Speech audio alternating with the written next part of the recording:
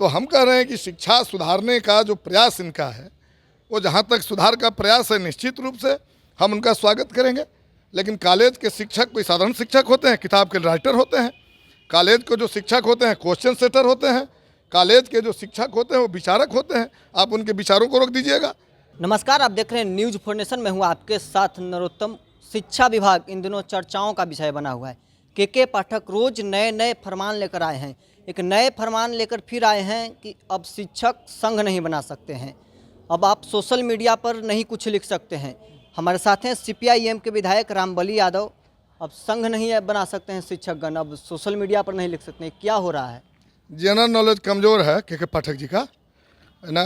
IAS हैं तो अधिकारी हैं और आप जनरल नॉलेज कम बता रहे हैं। कमज़ोर इसलिए है ना कि वो जानते नहीं हैं। जिस बिहार के वो पदाधिकारी हैं वो बिहार विधानमंडल में विधान परिषद है, जिसमें 1 दर्जन के आसपास लोग जो है शिक्षक प्रतिनिधि के रूप में जीत के आते हैं, स्नातक प्रतिनिधि के रूप में जीत के आते हैं। तो संघ नहीं बनेगा, उनके बीच विचारों का आदान प्रदान नहीं होगा तो कैसे वोट करेंगे वो? तो हम कह रहे हैं कि उनका जनरल नॉलेज कमज़ोर है। क्या उनकी हैसियत है कि विधान परिषद को भंग कर दें? हम तो भाकपा माले के लोग बहुत दिनों से इसका विरोध करते थे। विधान परिषद में हम चुनाव ही नहीं लड़ते थे। हम उचित नहीं समझते थे, इसलिए कि देश के हर राज्यों में नहीं है, कुछ राज्यों में है। तो बिहार में भी भंग कर दें, हम तो इनको स्वागत करेंगे, है हैसियत इनकी। तो हम कह रहे हैं कि शिक्षा सुधारने का जो प्रयास इनका है, वो जहाँ तक सुधार का प्रयास है निश्चित रूप से हम उनका स्वागत करेंगे। लेकिन कॉलेज के शिक्षक कोई साधारण शिक्षक होते हैं, किताब के राइटर होते हैं। कॉलेज के जो शिक्षक होते हैं क्वेश्चन सेटर होते हैं। कॉलेज के जो शिक्षक होते हैं वो विचारक होते हैं। आप उनके विचारों को रोक दीजिएगा। आप उनको जो है संघ बनाने से रोक दीजिएगा। उनको बिहार विधानमंडल का इतिहास पता नहीं है। हमारे ही पार्टी के आप जोगेश्वर गोप का नाम सुने होंगे, 1990 में मसौड़ी से विधायक थे वो, और वो खुद ये जो सेक्रेटारिएट है इसमें वो कर्मचारी थे। तो क्या कर्मचारी नेता नहीं बनेगा? और इसी विधानसभा के अंदर DIG से रिटायर जो विधायक और विधायक से मंत्री हैं, सिपाही मंत्री हैं, इसमें विधायक हैं, इसमें दरोगा से रिटायर करने के बाद विधायक हैं इसमें। तो ये लोकतंत्र है। लोकतंत्र में विचारों की अभिव्यक्ति को रोक देना ये भाजपाई मानसिकता है, जिसकी मैंने पहले भी बात किया था कि बिहार में सरकार बदली है, लेकिन पदाधिकारियों की अभी भी कुछ पदाधिकारियों की मानसिकता भाजपाई है। इसको बदलने की ज़रूरत है। और पूरे देश में जो लोकतंत्र और संविधान की रक्षा की लड़ाई चल रही है, ऐसे पदाधिकारियों की कार्रवाई उसको कमज़ोर कर देगी। और फिर बिहार से ही लोग सवाल पूछना शुरू कर देगा कि भाई बिहार में ही अगर लोकतंत्र और संविधान संकट में है तो आप देश में ये संविधान विरोधी लोगों से आप कैसे लड़ेंगे? तो इसके लिए हम चिंतित हैं और हम माननीय नीतीश कुमार जी से कहेंगे कि इस पर आप लगाम लगाइए। इसको विधानसभा सदस्य का वेतन रोक दिया गया, पेंशन रोक दिया गया। ना उसको तो हम कह रहे हैं कि अब चूंकि हमने मीडिया में जो देखा है, चूँकि वो मैंने महाविद्यालय में भी थे, तो महाविद्यालय से संबंधित क्या मामला है यहाँ से, लेकिन एक MLC का, एक MLA का वेतन और पेंशन आप रोक दें केवल इस शर्त पर, तो इनको देखना पड़ेगा। माननीय नीतीश कुमार जी देखें, ऐसे थोड़े चलेगा। ये देश शहीद आजम भगत सिंह का देश है, जिन्होंने संघ बनाने और आंदोलन करने का विरोधी जो अंग्रेज़ों का जो कानून आ रहा था, जिसके लिए उन्होंने बम फेंका था बटुकेश्वर दत्त के साथ मिल करके, और बता दिया था कि बहिरों कानों को सुनाने के लिए धमाका आवश्यक है। तो हम कह रहे हैं कि शहीद आजम भगत सिंह से लेकर के और आज हम लोगों ने देश में जो मोदी की सरकार है, जो पूरा अधिकारों पर हमला कर रही है, किसानों के अधिकार पर, मजदूरों के अधिकार पर, जिसको लेकर के अभी आपने सुना होगा कि पूरे देश के सब तमाम राजधानियों में मजदूर और किसान मिल करके महापड़ाव का आयोजन किया था। यहाँ भी गर्दनी बाग में हुआ था। और क्यों था? इसलिए कि मोदी जी की सरकार ने मजदूरों का जो 44 कोड बिल था उसको ख़त्म करके 4 कोड बिल उन्होंने बना दिया था। तो हम कह रहे हैं हम अपने अधिकारों के लिए हम लगातार आंदोलन कर रहे हैं। और ये सरकार में रहने के बाद ऐसे पदाधिकारी अगर मिल जाए भाजपाई मानसिकता के, तो हम कह रहे हैं कि ये तो हमारे लिए बहुत ही दुर्भाग्यपूर्ण होगा।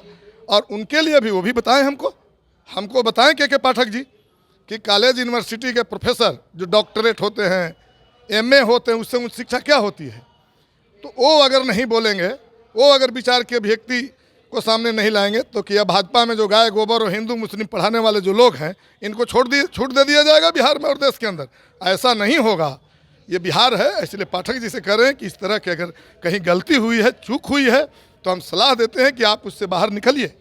आप लोग कह रहे हैं कि के पाठक भाजपा के एजेंट है और जेडीयू के एमएलसी कह रहे हैं कि के पाठक वही करते हैं जो नीतीश कुमार चाहते हैं। ना देखिए, अभी 2024 का चुनाव होने वाला है ना, तो हर दलों में कुछ ऐसे लोग होते हैं जो भक्ति वाला तनी जो है परिभाषा, भक्ति वाला भावना जब सामने ला देंगे तो शायद टिकट टुकट मिल जाएगा। इसके लिए कुछ लोग बोल रहे होंगे, है ना। और जेडीयू के एमएलसी हैं खालिद अनवर, तो साफ साफ कह दिए हैं कि आप लोग को रहना है तो रहिए वरना चले जाइए, हमारे इस गठबंधन में रहकर नीतीश कुमार के खिलाफ नहीं बोल सकते। उनके गठबंधन में हम हैं, वो अनवर को पता है? वो जिस गठबंधन में नीतीश कुमार जी थे तो पूरे बिहार में दंगा फसाद यही सब तो होते रहता था। हमने तो अनवर जी जैसे लोगों को बचा लिया है। और भाजपा के लोग अभी बिहार में आए थे जब सरकार उनकी थी, तो भाजपा में ही ना, भाजपा ही सरकार में न थी जदयू के साथ, और उन्होंने कहा था कि बुलडोजर राज आ गया है और बुलडोजर बिहार पर भी चलेगा। तो बिहार में केकरा पर बुलडोजर चलना था? नीतीश बाबू पर चलना था, जदयू पर चलना था। और हम लोगों ने कहा कि आइए इस महागठबंधन में हम इस बुलडोजर का सामना करेंगे। और नीतीश कुमार जी जब महागठबंधन में आए तो भाजपा को हमने सरकार से बाहर कर दिया, और इसका फॉलो कर्नाटक ने किया। कर्नाटक में भाजपा को बाहर कर दिया। और अभी जो 5 राज्यों में चुनाव के परिणाम आने वाले हैं, ये बिहार महागठबंधन का ही कहिए कि सिंबल है, इसका ही जो मॉडल है, जिसके बल पर वो 5 राज्यों में भाजपा फिर सत्ता से बाहर जा रही है और 24 में देश से हम लोग बाहर करेंगे। तो हम कह रहे हैं कि भागने की ज़रूरत है कि और जो इधर उधर बिखरे हुए लोग हैं उनको जमा करने की ज़रूरत है। तो कुछ ऐसे लोग होते हैं विभिन्न पार्टियों में जो थोड़े नीतीश बाबू उनको कहे होंगे बोलने के लिए, वो तो थोड़ा नीतीश बाबू को या अपने पार्टी को खुश करना चाहते हैं कि भाई हम तो साफ कर रहे हैं कि के पाठक अपने मन से थोड़ी करते हैं, वो तो नीतीश कुमार जो कहते हैं वही करते हैं। वो तो सिर्फ एक सेक्रेटरी हैं और आप लोगों को तवज्जो नहीं दे रहे हैं। तो वो अपने पार्टी में नीतीश कुमार जी को बदनाम कर रहे हैं, माननीय मुख्यमंत्री जी को। ऐसा नहीं है, रंगे हाथ जो पकड़ा जाएगा चोर तो सजा उनको मिलेगी ना। तो हम तो जानते भी नहीं हैं कि कौन उनको कह रहे हैं, कौन क्या कह रहे हैं। उन्हीं के लोग अगर वो कह रहे हैं तो वो जदयू के लिए सबसे खतरनाक हैं। और इसलिए हम कह रहे हैं कि वो जो बोल रहे हैं वो कोई थोड़े उनको किसी ने अधिकृत किया है, न प्रवक्ता है न वरवक्ता है, तो कुछ मीडिया में बने रहने के लिए वो कुछ बोल दिए होंगे हैं। तो हम कह रहे हैं कि उनको हम लोग नोटिस नहीं लेते हैं। ऐसे लोगों को होता है, चुनाव आ रहा है, टिकट उकट मिलने की संभावना है, ज़्यादा थोड़ा पक्ष में बोलेंगे, ज़्यादा खरखाही करेंगे, चमचागिरी करेंगे तो टिकट गारंटी हो जाएगा, इसके लिए कुछ बोलते हैं। ऐसे लोग अधिकृत थोड़े हैं बोलने के लिए। तो आपने सुना क्या कुछ कह रहे थे रामबली सिंह यादव। आप बने रहे न्यूज़ 4 नेशन के साथ।